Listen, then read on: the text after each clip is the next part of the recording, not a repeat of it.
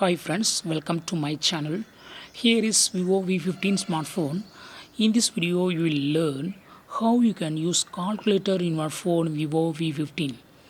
What you have to do is just go to the tools in the home page and click on calculator icon here.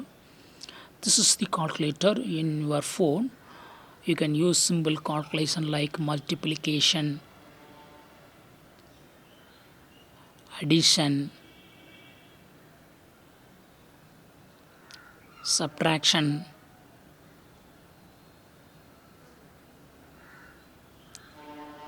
division. So whatever you want you can do it. Okay, click here, it will turn to scientific calculator.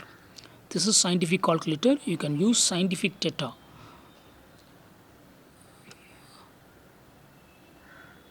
Clear history. For clearing you have to press alt clear AC. If you would like to use cos 56, yes, this is scientific data and it can be used. Similarly, root anything can be easily taken.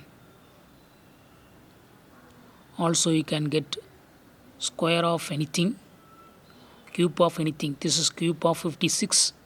So in this way you can perform various scientific calculations in your phone Vivo V15.